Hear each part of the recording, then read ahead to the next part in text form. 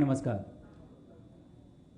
माननीय मुख्यमंत्री जी, अन्य सभी आदरणीय मंत्रीगण, अधिकारी, मीडिया से आए हुए लोग और पीछे बैठे हुए भारत का भविष्य, आप सभी को मेरा अभिनंदन है।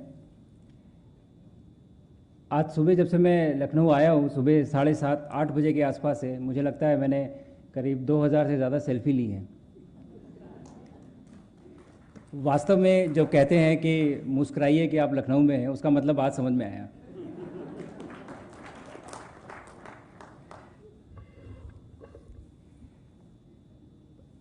थोड़े से समय में मैं कोशिश करूंगा कि मेरा जो अनुभव रहा है ये स्पेस जर्नी का, वो मैं आपके साथ साझा करूं और कुछ बताऊं।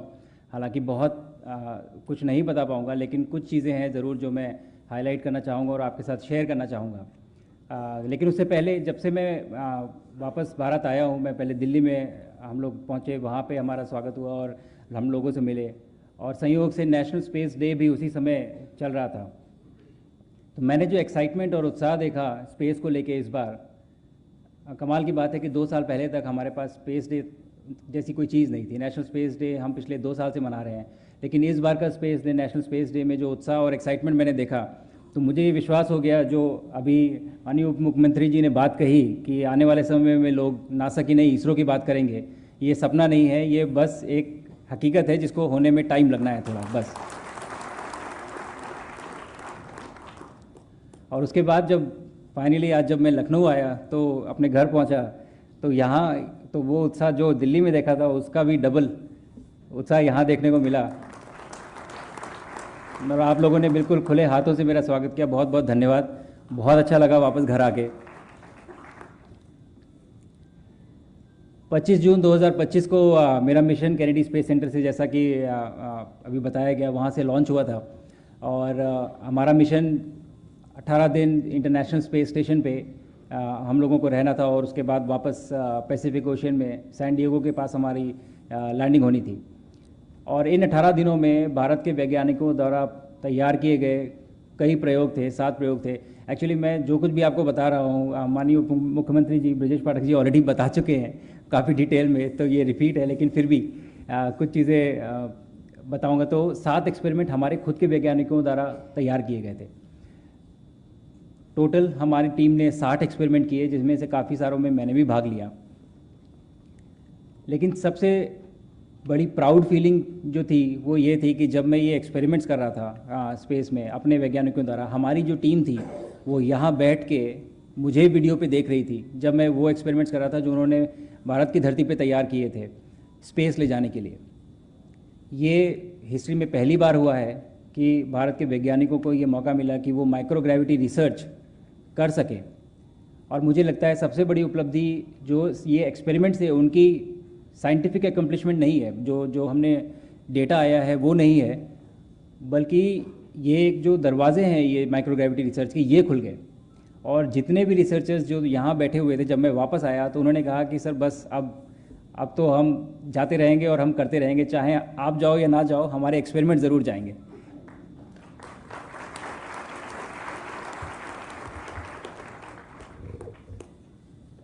दूसरा, स्पेस में जब हम 18 दिन थे तो माननीय प्रधानमंत्री जी से वार्तालाप हुई, उसके बाद बच्चों से भी इंटरेक्शन हुआ था मेरा 3 बार। एक बार लाइव इंटरेक्शन था, लखनऊ के ही बच्चे थे उसमें, और 2 बार रेडियो के थ्रू इंटरेक्शन हुआ। और अभी आने से पहले मैं माननीय मुख्यमंत्री जी से भी चर्चा कर रहा था कि इसी बारे में, कि उन तीनों इंटरेक्शन में हर बार एक ना एक बच्चा था जिसने मुझसे ये पूछा कि सर हम एस्ट्रोनॉट कैसे बन सकते हैं। तो मुझे लगता है आने से पहले ही ये मिशन की एक बहुत बड़ी उपलब्धि थी कि हमारे देश के बच्चे ये सोचने लगे हैं कि हमें जाना है, हमें वहाँ पहुँचना है, और हम वहाँ पहुँचेंगे।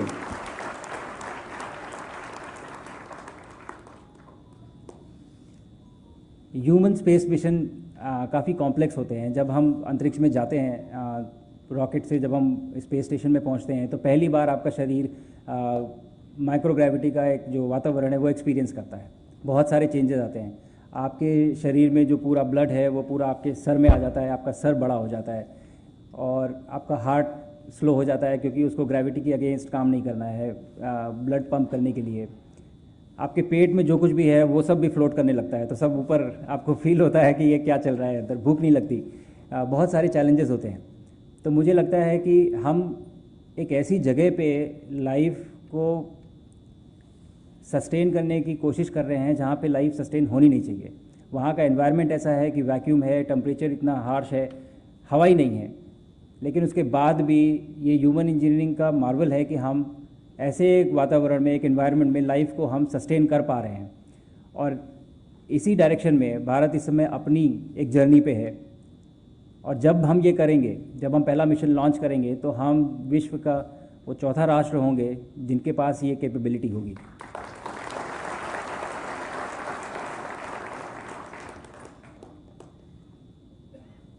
मेरे मिशन के द्वारा जो मैं वापस आने के बाद जो उत्साह और जो सपोर्ट और जो एक्साइटमेंट देखा, मुझे लगता है कि ये एक मोमेंटम अभी जो हमने बनाया है, अब हमारी जिम्मेदारी है कि हम इस मोमेंटम को आगे बढ़ाएं।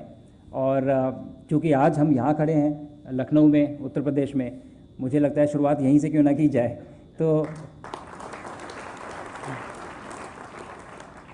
अब अगला ट्रांसफॉर्मेशनल सेक्टर जो मुझे दिखता है वो स्पेस का क्षेत्र दिखता है, और मुझे लगता है कि बाकी सारे सेक्टर, चाहे वो एजुकेशन हो या इंडस्ट्री हो या फिर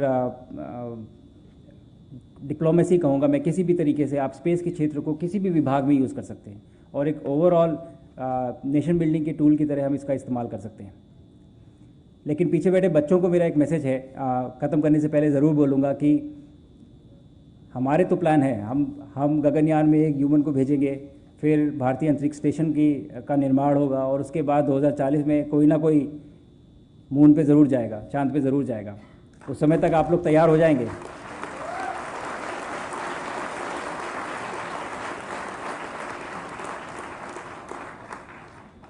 मैं कहीं नहीं जा रहा हूँ, मैं भी कंपटीशन में रहूँगा। पर मुझे लगता है ये गोल्डन पीरियड है हमारे देश के लिए, एक स्पेस एक्सप्लोरेशन का, और जिस तरह का एक्साइटमेंट सभी ने दिखाया है, मुझे लगता है कि अब ये जागरूकता है कि हमें इसको परस्यू करना चाहिए और आगे इस क्षेत्र को लेकर आगे बढ़ना चाहिए। और मेरे मिशन के बारे में मैं सिर्फ यही कहूँगा कि मिशन तो ख़त्म हो चुका है, लेकिन ये हमारी शुरुआत है और यहाँ से हम आगे बढ़ेंगे। धन्यवाद।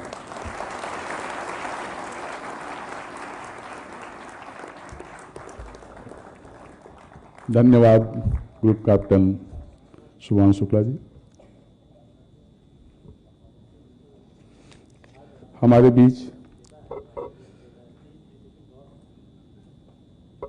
बीच इसरो चेयरमैन भी नारायण सर भी उपस्थित हैं, और ये मिशन से बहुत नज़दीकी से जुड़े रहे हैं, और इस अभियान को सफल बनाए जाने में इनका बहुत ही महत्वपूर्ण योगदान रहा है। मैं इस अवसर पर सर आपसे भी अनुरोध करना चाहूँगा कि एक संक्षिप्त उद्बोधन करना चाहेंगे।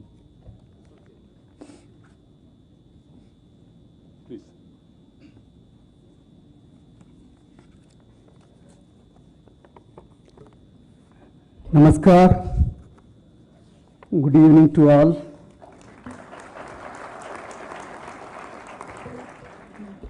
The most respectable Chief Minister of Uttar Pradesh, Deputy Chief Ministers, Cabinet Ministers, MLAs, my colleague Subhasna Shukla and his family members, Mr. D.K. Singh, who is the Director of the Human Spaceflight Center, he is also from UP. The controller of the Human Spaceflight Center is with us, and distinguished guests and my dear students, very, very good evening to all of you. First of all, let me express our gratitude from the bottom of our heart to the Honorable Chief Minister of UP for arranging such a wonderful felicitation function. Even though I am from Kanyakumari, we always look at UP, how the UP CM is governing and taking the UP to greater and greater heights, and thereby the country is growing. The day he took over as the CM onwards, most of the time I look at the news, what is happening in UP, and the way he lead the UP and taking the country to greater heights, I think we have to thank and appreciate him. And this is yet another occasion to see his gesture. Now, dear friends, we have to thank one of the greatest sons of India, our Honorable Prime Minister Narendra Modi ji. He announced on August 15, 2018, the human spaceflight program. He announced, and we were given a direction to take Indian to space by our own rocket. And when you talk about human spaceflight program, lot of developments has to take place. The human-rated rocket, environmental control and safety system, crew escape system, parachute system, lot of things has to be done. One of the important thing is interfacing human being with the hardware and software. And I have to once again thank Honorable Prime Minister in 23. He announced 4 cosmonauts, 4 Gaganyatris, including Sukraj to the country. And he only visioned that we should send one of the Gaganyatri to International Space Station. It is under his vision this activity was executed by ISRO. And you all will be proud that Subhashnu Shukla is safely sent to space and brought back safely today.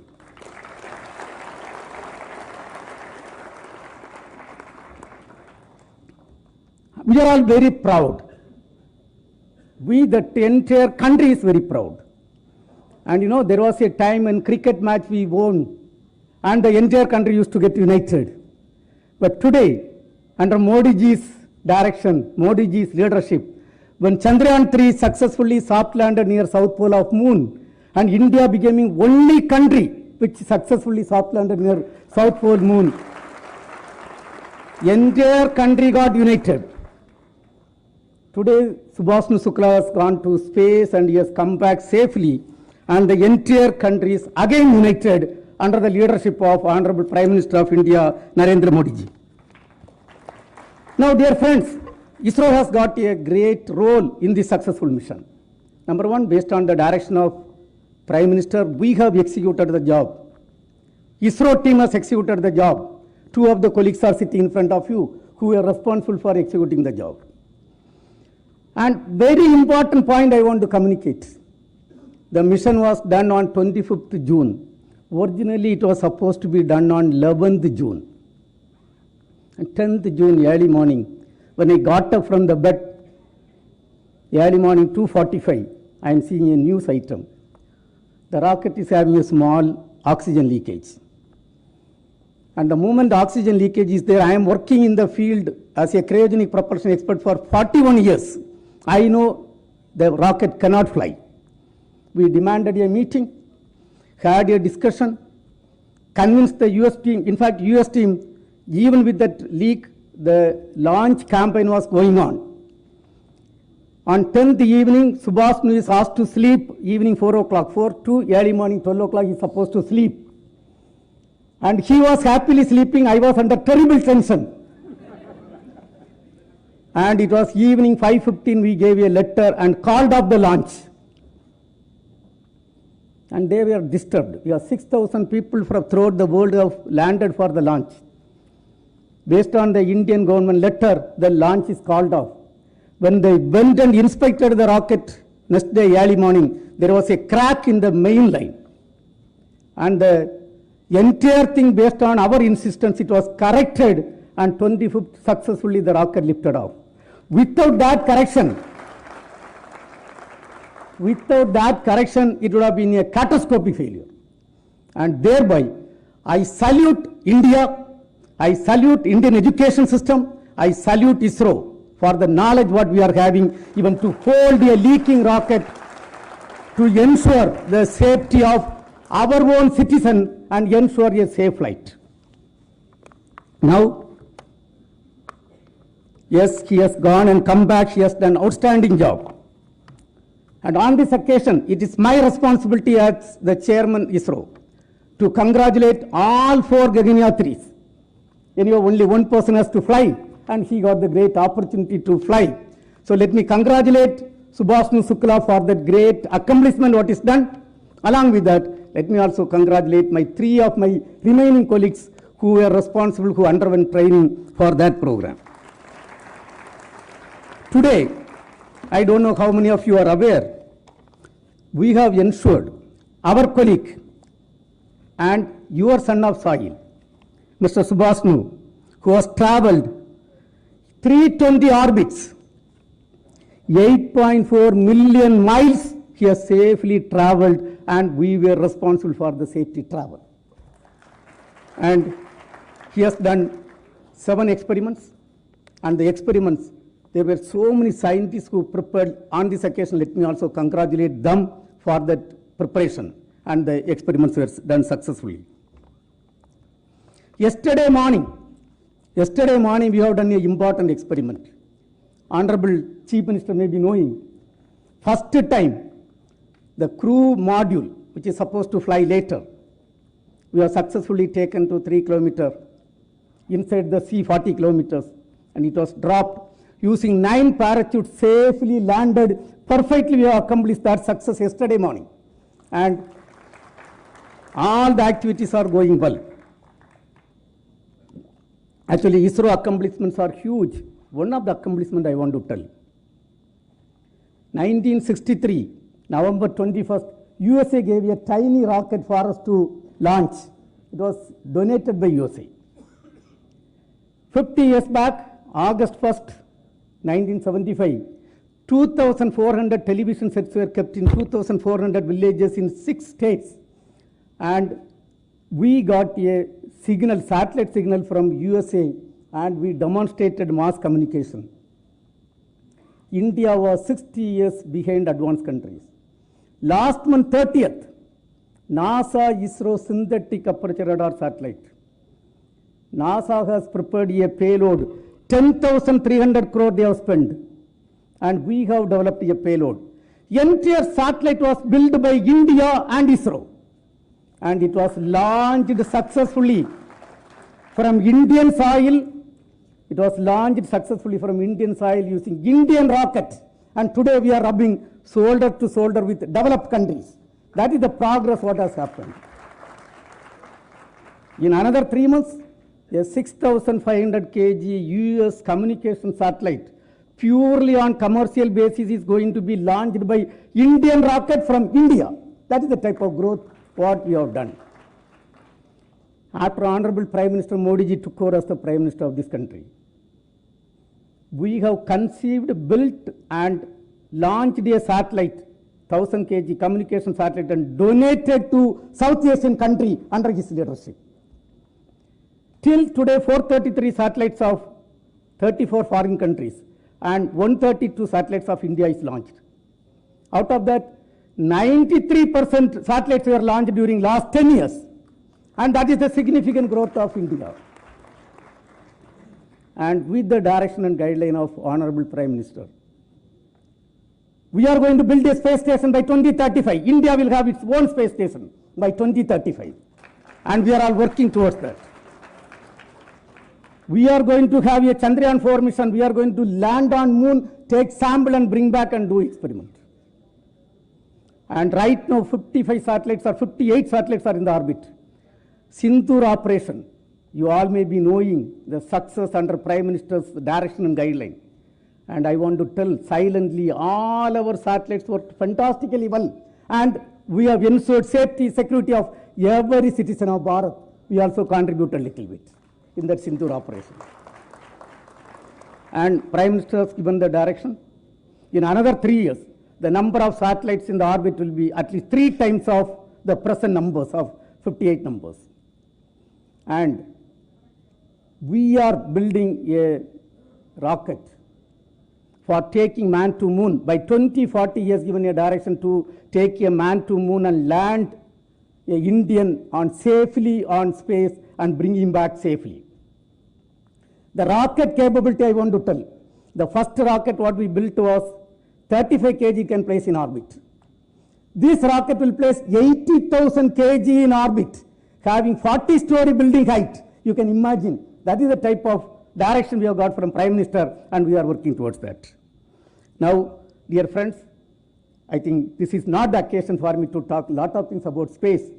but I should say by 2040, we will be in par with any other spacefaring nation in terms of launcher capability, in terms of satellite, in terms of application, and we will be in par with any other country, and work for the Viksit Bharat 2047 and contribute for making India as a developed country.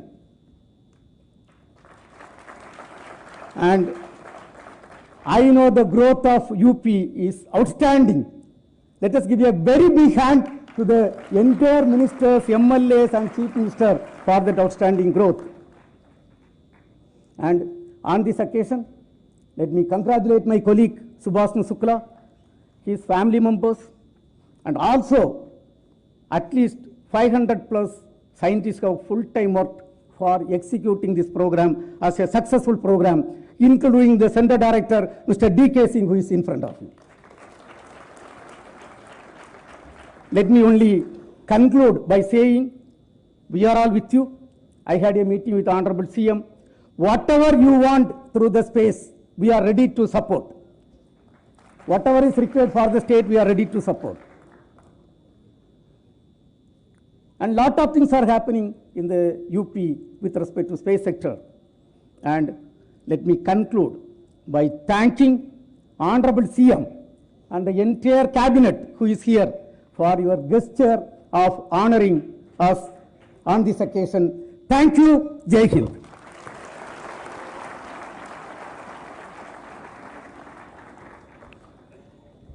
Thank you sir.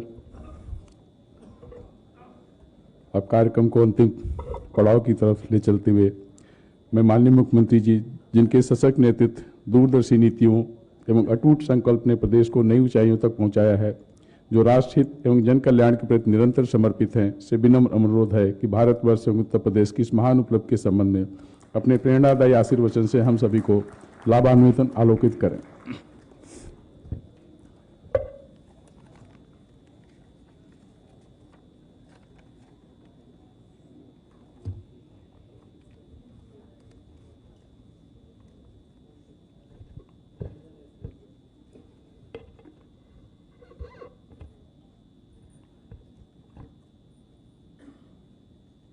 Group captain Sudhanshu Shukla ji के इस नागरिक अभिनंदन समारोह में उत्तर प्रदेश सरकार में मंत्रिमंडल के मेरे वरिष्ठ सहयोगी, उप मुख्यमंत्री द्वय श्री केशव प्रसाद मौर्य जी, श्री ब्रजेश पाठक जी, प्रदेश के हमारे वयोवृद्ध मंत्री श्री सुरेश कुमार खन्ना जी,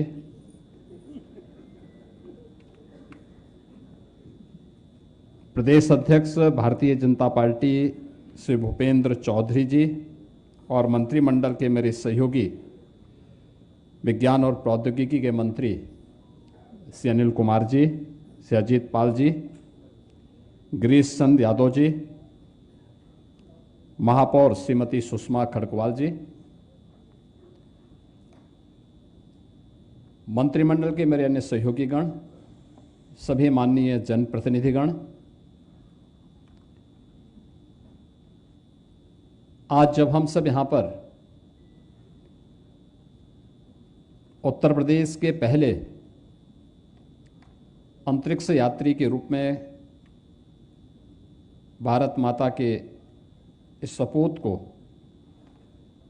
जो लखनऊ के लाल हैं और जिन्होंने अपनी प्रारंभिक शिक्षा इसी लखनऊ में प्राप्त की, ग्रुप कैप्टन सुधांशु शुक्ला जी का नागरिक अभिनंदन के लिए यहाँ पर उपस्थित हुए हैं।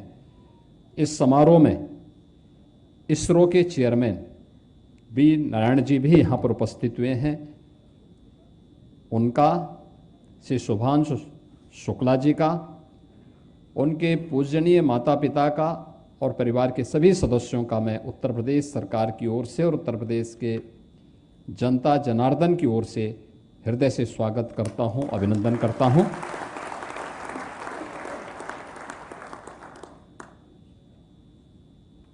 मित्रों, 4 दशक के बाद भारत को यह अवसर प्राप्त हुआ कि वह अपने किसी एक सदस्य को अंतरिक्ष यात्रा के लिए अवसर उपलब्ध हो सके। और ये हमारा सौभाग्य है कि यह अवसर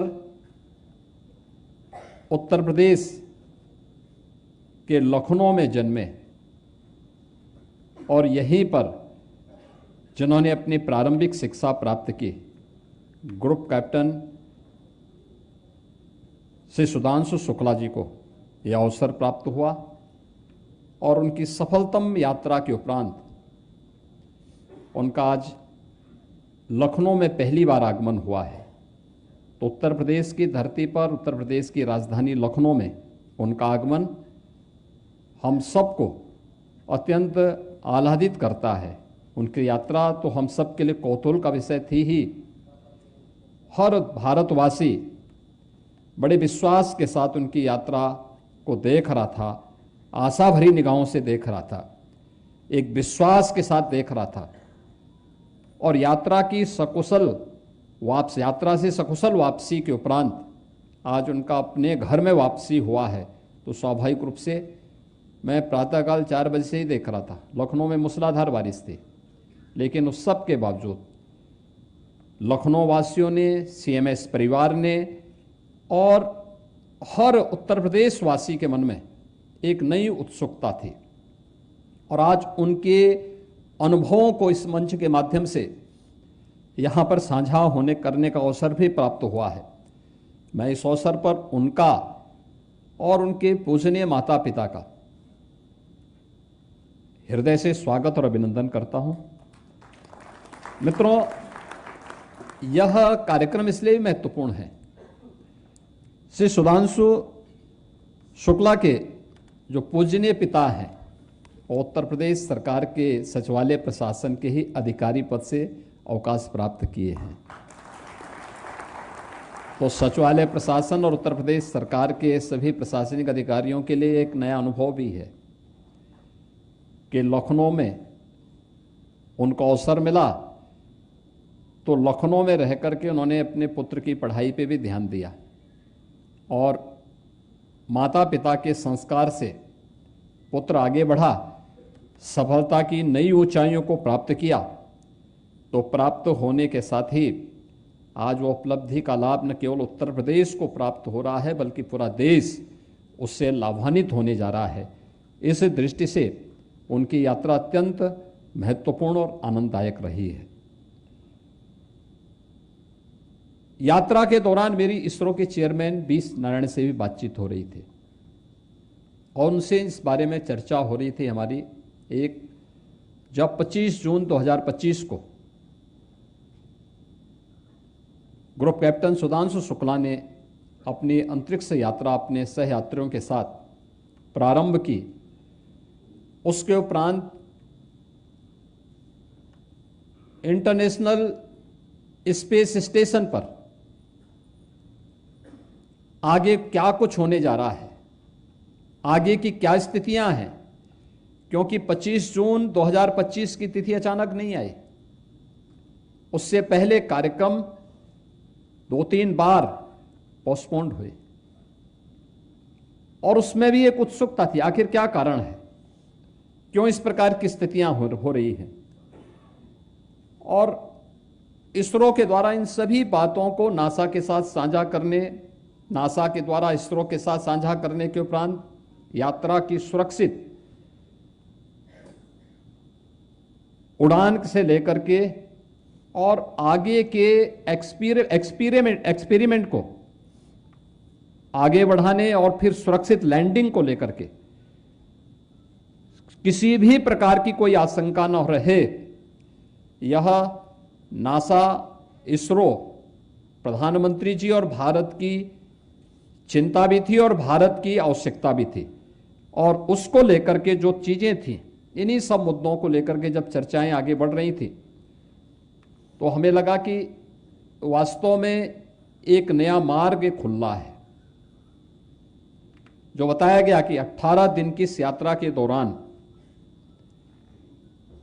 पूरी धरती के 320 बार उन्होंने राउंड लिए। अनुमान कर सकते हैं कि आप लखनऊ के वासी होंगे। लखनऊ में आप लोग जीवन भर रहते हुए भी नहीं घूम पाते। प्रदेश का कोई व्यक्ति है, वो प्रदेश में जीवन भर रहते हुए भी नहीं घूम पाता, नहीं देख पाता, लेकिन उन्होंने 18 दिन में पूरी धरती के 300 से अधिक बार परिक्रमा करके और अपने अनुभव को साझा करने के लिए आज वे फिर अपने घर में लखनऊ में वापस आए हैं। तो स्वाभाविक रूप से लखनऊ वासियों के लिए यह एक नई उत्सुकता है और उनके लिए इस फील्ड में आगे बढ़ने की एक नई संभावनाओं को भी आगे बढ़ाता है। जैसे कि यहां पे अभी सुधांशु शुक्ला जी की सफलतम उड़ान को लेकर के एक छोटे से वीडियो फिल्म के माध्यम से आपने देखा होगा कि किन किन क्षेत्रों में संभावना आगे बढ़ सकती है। आज से बहुत पहले यह फील्ड हम लोगों के लिए एक प्रकार से अछूता सा था। हम लोगों ने कभी इस फील्ड का उपयोग नहीं किया। आज मेरी श्री सुधांशु शुक्ला जी से भी चर्चा चल रही थी, इससे पहले इसरो के चेयरमैन से भी मेरी इस बारे में बातचीत हो रही थी। क्लाइमेट चेंज से हर व्यक्ति जूझ रहा है, उसको फेस कर रहा है। आप देख रहे होंगे कहीं पे सूखा है, कहीं अतिवृष्टि है, कहीं पर वर्ष भर में जितनी बारिश होती थी उससे भी ज्यादा बारिश पड़ रही है और कहीं पर जितना पहले आज से 50 वर्ष पहले जितना बारिश का एवरेज होता था उससे भी काफी कम मात्रा में बारिश है। स्वाभाविक रूप से फसल चक्र पर उसका असर पड़ा है। दूसरा, लाइटनिंग की घटना से होने वाली जनधन की हानि, आकाशीय बिजली के कारण भी जो जनधन की हानि होती है, बाढ़ के कारण, आपदा प्रबंधन न होने के कारण, हेल्थ सेक्टर में या फिर अन्य तमाम प्रकार की वे चुनौतियां हैं जिनको लेकर के हम अगर इस फील्ड का बेहतरीन उपयोग कर सकेंगे तो हम न केवल आपदा को कम करने में सफल हो सकते हैं बल्कि एक अन्नदाता किसान की आमदनी को भी बढ़ाने में एक महत्वपूर्ण भूमिका का निर्वहन कर सकते हैं। एक नागरिक को क्वालिटी ऑफ लाइफ देने में सफल हो सकते हैं। बाढ़ हो, सूखा हो, इन सब के बेहतरीन प्रबंधन का मार्ग प्रशस्त कर सकते हैं। और इस दिशा में क्या कुछ होना चाहिए, अब एक अवसर आपके पास ग्रुप कैप्टन सुधांशु शुक्ला के रूप में आपके पास है। प्रधानमंत्री जी ने जब स्टेम एजुकेशन की बात कही है, साइंस, टेक्नोलॉजी, इंजीनियरिंग, मैथमेटिक्स के फील्ड में जो हमारा युवा अपना कैरियर बनाना चाहता है, उन युवाओं के लिए अपने कैरियर को बनाने के लिए इस फील्ड में क्या अवसर है, इसकी आवश्यकता क्या है, स्पेस टेक्नोलॉजी कैसे विकास के नए द्वार खोल सकती है, कैसे उन्हें आगे बढ़ने के लिए प्रेरित कर सकती है, कैसे हम ईज ऑफ लिविंग के लक्ष्य को और क्वालिटी ऑफ लाइफ के उस विजन को प्राप्त कर सकते हैं, कैसे आपदाओं को नियंत्रित करने में हमें सफलता प्राप्त हो सकती है और आने वाली उन चुनौतियों का सामना हम आसानी से कर सकते हैं, जिसके बारे में अब भारत उस दिशा में पिछले 11 वर्षों में तेजी के साथ कदम बढ़ाते हुए आगे बढ़ा है। और इसलिए आज का ये नागरिक अभिनंदन केवल एक लखनऊ के पुत्र का लखनऊ में अपनी सफलतम स्पेस यात्रा के उपरांत तो वापसी के उपलक्ष्य की ही एक यात्रा मात्र की उपलब्धि के कारण नहीं, बल्कि भविष्य की उन उपलब्धियों के लिए एक नए द्वार खोलने का हम सब के लिए इस यात्रा के द्वारा जो मील का पत्थर साबित होने जा रही है, उसे हम किस रूप में सफलतापूर्वक अचीव कर सकते हैं, उस दिशा में आगे बढ़ने का एक अवसर भी है। मैंने इस बारे में उत्तर प्रदेश की चिंताओं से इससे पहले इसरो के चेयरमैन को भी और ग्रुप कैप्टन श्री सुधांशु शुक्ला जी को भी अवगत कराया है। मुझे याद है जब भी बरसात का समय आता है, मई जून के बाद से हम लोगों को इस बात की आशंकाएं देखने को मिलती हैं। अक्सर हम देखते हैं इस बात को, आकाशीय बिजली से होने वाली जनधन की हानि, और उसको रोका जा सकता है अर्ली वार्निंग सिस्टम के माध्यम से।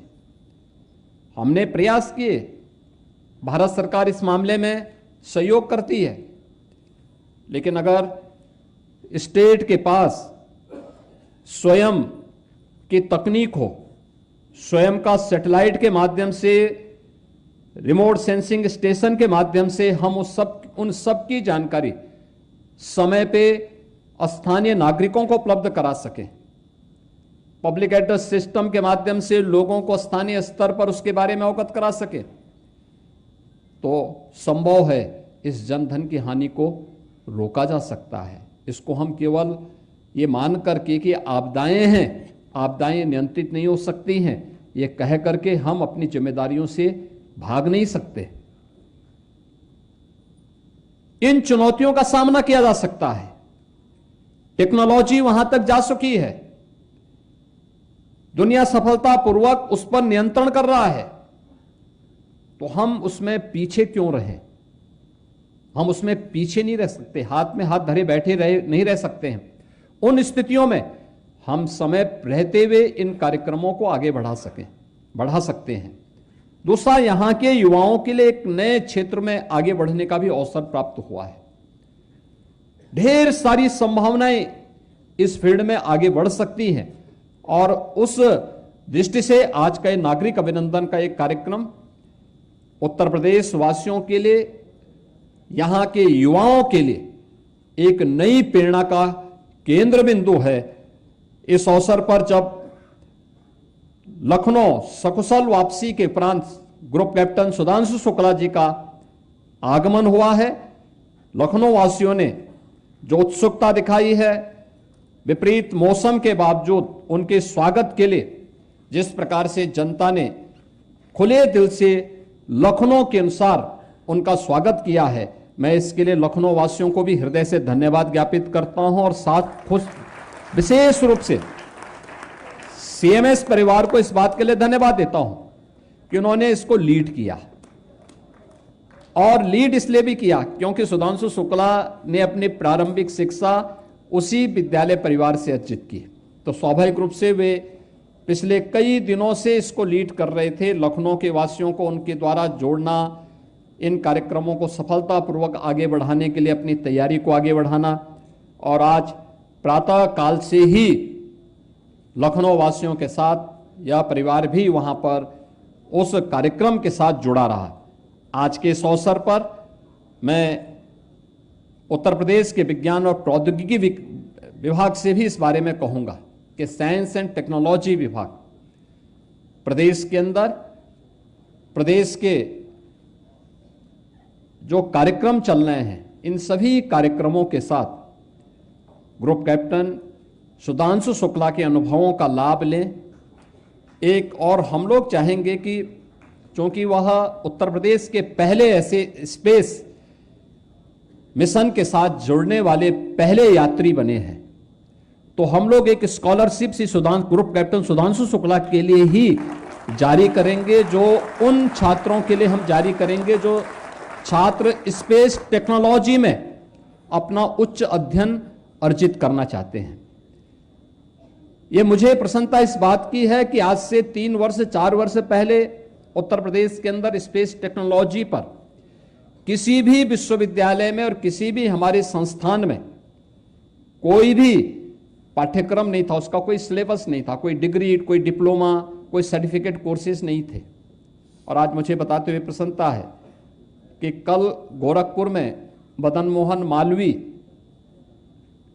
टेक्निकल यूनिवर्सिटी का कल कॉन्वोकेशन है और संभवतः इसरो के चेयरमैन बी नारायण संभवतः उसी कॉन्वोकेशन कार्यक्रम में गोरखपुर जा रहे हैं। गोरखपुर में भी, AKTU में भी और उत्तर प्रदेश के अंदर आज 1 दर्जन से अधिक ऐसे टेक्निकल इंस्टीट्यूशंस हैं जिनमें अब स्पेस टेक्नोलॉजी को लेकर के उन्होंने अपना डिग्री कोर्सेज प्रारंभ किया है। ये चीजें दिखाती हैं कि भारत की विकास की यात्रा में उत्तर प्रदेश के ये संस्थान भी बराबर के सहभागी बनना चाहते हैं। दूसरा, प्रधानमंत्री जी ने भारतवासियों के सामने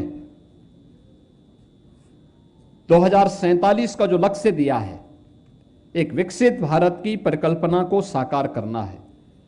तो विकसित भारत के लिए हमें विकास के उन सभी क्षेत्रों के लिए अपने द्वार खुले रखने होंगे जहां जहां अभी तक वह संभावना हमारे लिए आगे बढ़ने की है। और हमारे लिए इसलिए ये महत्वपूर्ण है कि ये केवल हमारे लिए आज की सफलता नहीं है, ये केवल भविष्य को आगे बढ़ने की ही नहीं है। याद करना, यह भारत की वह सफलता है जो भारत को विरासत में मिली हुई है, भारत के जीन्स का हिस्सा है। भारत की इस अभियान के साथ अगर हम जब जुड़ते हैं तो जुड़ते हैं उन अभियानों के साथ जो पहले से ही आपके बारे में, आपकी चेतना के उस उच्च आयाम के माध्यम से भारतीय मनीषा ने बहुत विस्तृत तरीके से उसे प्रस्तुत करने का प्रयास किया है। कभी आप उनको देखेंगे, उसके बारे में जानने का प्रयास करेंगे और फिर आज के इस अनुभव और इस एक्सपेरिमेंट और इस एक्सपीरियंस को एक दूसरे के साथ शेयर कर पाएंगे। तो मुझे लगता है कि उन गणनाओं में और आज की गणना में कहीं भी कोई मतभेद नहीं होगा, ये जरूर मैं विश्वास के साथ कह सकता हूं।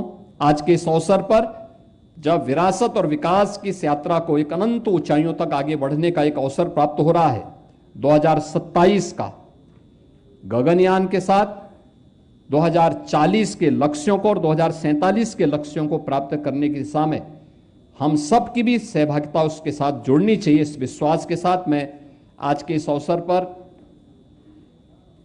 लखनऊ के ही सपूत और पूरे भारत के लिए जिन्होंने अभी अपनी स्पेस यात्रा के दौरान ISS के माध्यम से पूरी दुनिया की परिक्रमा कई बार करके उन अनुभवों और उन शोध को जो भारत के वैज्ञानिक इस फील्ड में आगे बढ़ाना चाहते हैं, उसके लिए उनका अनुभव एक नई भूमिका के साथ भारत को आगे बढ़ने में मदद करेगा।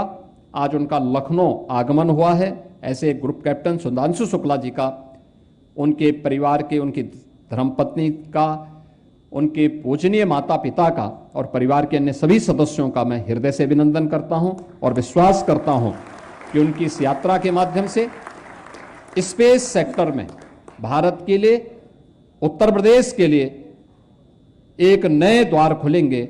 इस पूरे अभियान के साथ उत्तर प्रदेश सरकार उनका अनुभव का भी, इसरो के सहयोग की भी अपेक्षा करता है और हम विश्वास करते हैं कि उत्तर प्रदेश के युवाओं को और खास तौर पर हमारी नई पीढ़ी को इस क्षेत्र में आगे बढ़ने का एक अवसर इस यात्रा के माध्यम से प्राप्त होगा।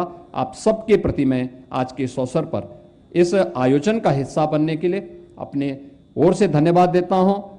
श्री सुधांशु शुक्ला और उनकी पूरी टीम के प्रति अपनी शुभकामनाएं देता हूं और विश्वास करता हूं कि 2027 के साथ ही आने वाली यात्रा के लिए और आने वाले कार्यक्रम के लिए उनके अनुभवों से हमारी नई पीढ़ी बहुत कुछ सीखेगी। इस विश्वास के साथ इस पूरे कार्यक्रम के प्रति मेरी शुभकामनाएं हैं। धन्यवाद। जय हिंद।